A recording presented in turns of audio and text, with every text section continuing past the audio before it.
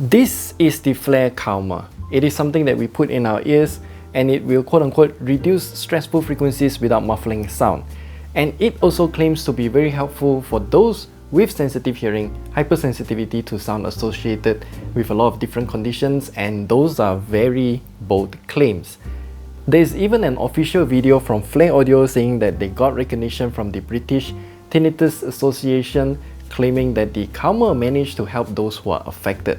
Funny enough, even the CEO doesn't know why the calmer helps those that are affected with tinnitus.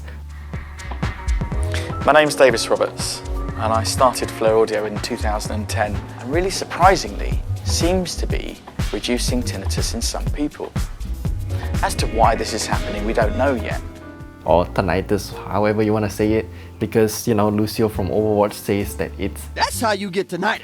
But whatever. Either way, I gotta be clear with you though, I don't have any of those hearing conditions, at least not properly diagnosed. I got the flare calmer because my neighbors are very noisy and I want to muffle certain frequencies, mostly the lower frequencies, and also vibrational noise and general traffic and vehicular noise, those type of frequencies.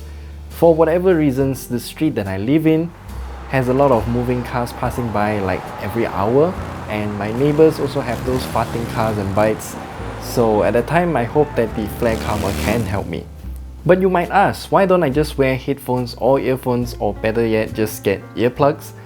Well, I personally do not prefer wearing any headphones or earphones, and I still wish to listen to my speakers and also my surrounding like rain and whatnot. The calmer is unique enough to accommodate some of those requirements. So I bought two of them, one standard flare calmer in mint color and the other one is the calmer night in black color. And just for fun, I also got the aluminium capsule to store the flare calmer as well. And in today's video, I'm gonna share with you my experience after using the flare calmer and calmer night for about 2 months now. So let's begin. If you head into Flare Audio's website, you will see a total of 4 different variants of the flare calmer. We have the standard version of the calmer Pro, and also the calmer night. There are more sub-variants like calmer secure, kids, and also kids secure, alongside with the mini versions. And I have to say, the more choices here is definitely better, but it's also a double-edged sword, because now how would I know what size I would need, right? Do I need the standard version of the calmer or the Pro version for everyday use? Should I buy the calmer night, or should I just buy the standard calmer and wear it during the night as well, or vice versa? Well, these are all the questions that I had before buying the calmer. Flare Audio did provide the size measurements of the standard calmer and the calmer mini on their website, but for me, what I did is to ultimately take the ear tips of the earbuds that I occasionally wear, which is the Galaxy Buds 2 Pro, and then use that as a point of reference to know what size of the calmer that I need.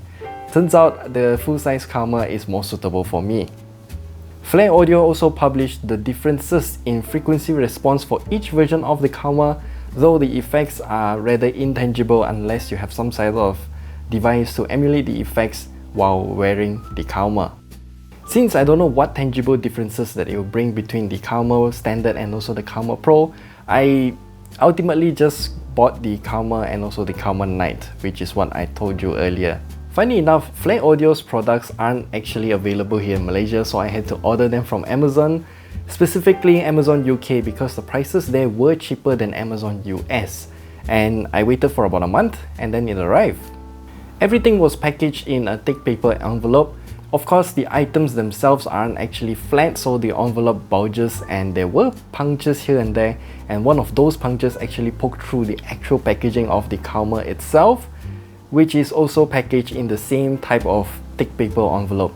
Luckily, the contents were still intact and it did not leak out.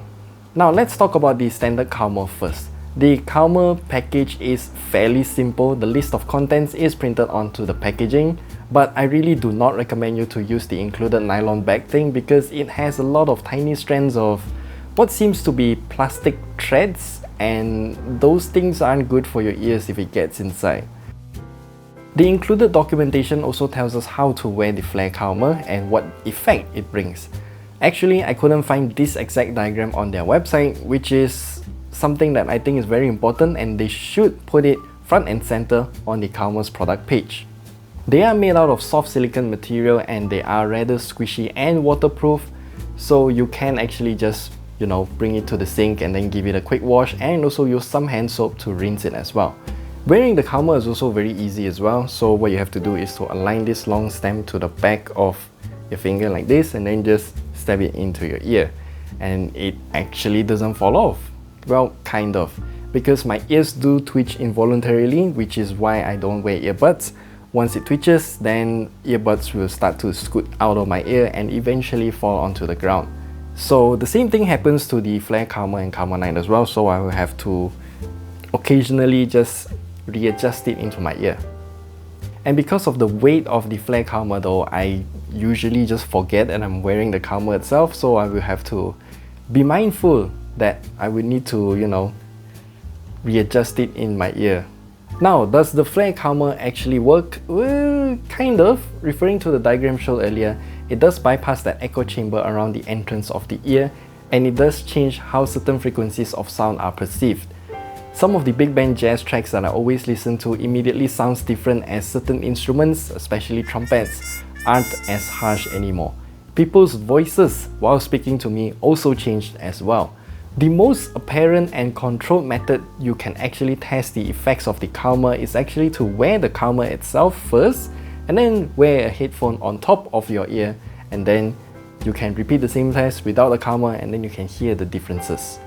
But back to the reason why I bought the Flare Calmer. Does it actually help to reduce or make traffic noise less annoying? No. Idle cars with its engine running still sounds annoying as hell, especially those with modified exhaust pipes. Bikes, especially revving bikes, are still very annoying.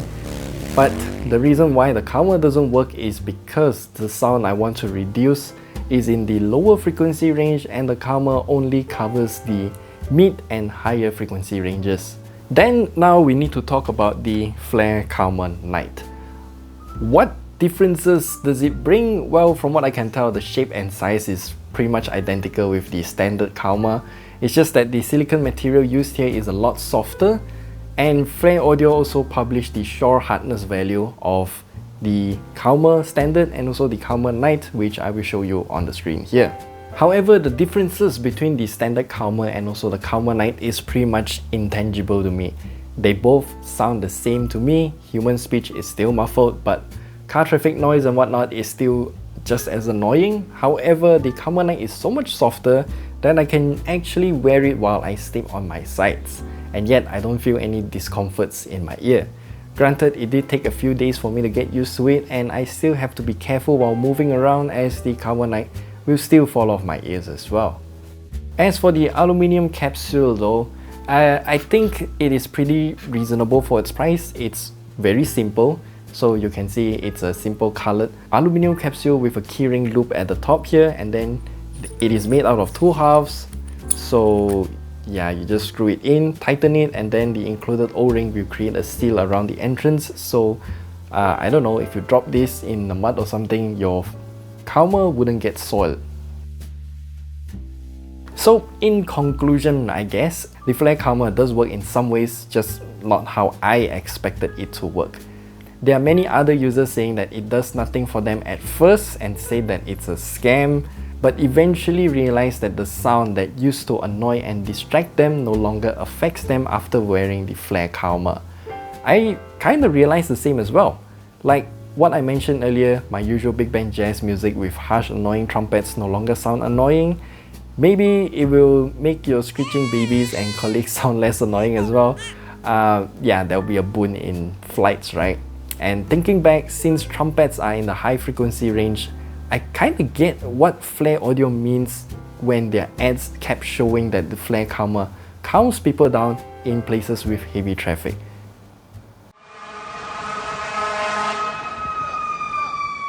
They honk a lot. Car honks are super loud and also generally higher in frequency range. If only car engines and tires are rolling on the tarmac are concerned, then those are lower frequency sounds. No wonder why the calmer doesn't actually affect those frequencies. So yeah, that's my 2-month experience of wearing the Flare Calmer and the Calmer Night. Generally, I do think that they work, just not in the way that I expected it to, which is No surprise, since yeah, I really want to lower down the low frequencies, but according to the frequency response chart that Flare themselves publish, it doesn't actually affect them. So I don't know what got into me, but yeah, wishful thinking I guess. Either way, if you're planning to get the Flare calmer, do let me know down below which version you will get, and also does it actually help you? Yeah, I would like to know your opinions, and we'll see you guys in the next video.